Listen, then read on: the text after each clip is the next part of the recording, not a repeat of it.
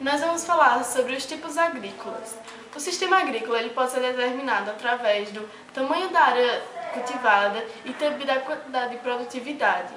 Pode ser dividida entre agricultura intensiva e agricultura extensiva. A agricultura intensiva é aquela que é mais voltada para a exportação, aquela também que tem o maior uso de insumos e também da mecanização, como máquinas de colheiteiras e entre outras.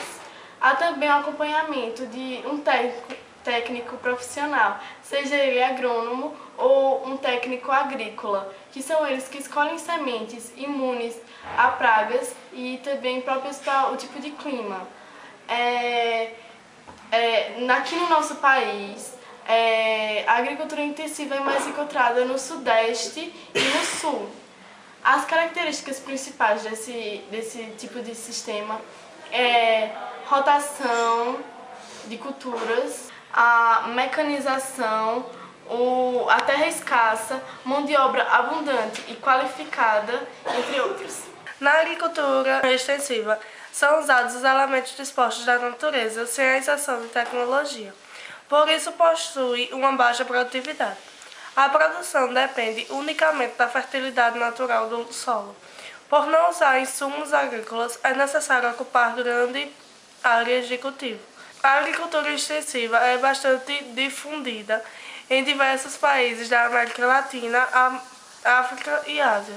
Esse sistema agrícola é marcado especialmente pela agricultura itinerante ou roça tropical. É o tipo de sistema mais utilizado e tem características como desflorestamento, esgotamento dos solos, rotação dos solos, produção por homem, terra abundante e mão de obra escassa e não qualificada. Dentro do sistema extensivo, aparece outro sistema conhecido popularmente como roça, e que no Brasil é bastante utilizado. Suas características são o uso de técnicas rudimentares com pouco adubo, provocando o esgotamento de terras e seu abandono. Ou seja, é um sistema que resulta no agrícola de baixo rendimento. Essas diferenças praticam de agriculturas possuem três fatores comuns: a capital, terras e o trabalho. Capital, fator que define os sistemas agrícolas atrasados ou modernos, intensivos ou extensivos. Terras, local de fixação das sementes, define também o tamanho da propriedade. Trabalho, utiliza grande ou pequena quantidade de mão de obra, qualificada ou desqualificada. A agricultura moderna e as empresas agrícolas. O sistema agrícola, originando dos países desenvolvidos, que temendo as mudanças da natureza e as dependências alimentares em relação aos países subdesenvolvidos, passaram a desenvolver técnicas aprimoradas de plantio e de pecuária, o que acabou gerando o aumento da produtividade e uma otimização do espaço rural, sendo por isso logo incorporadas ao sistema capitalista.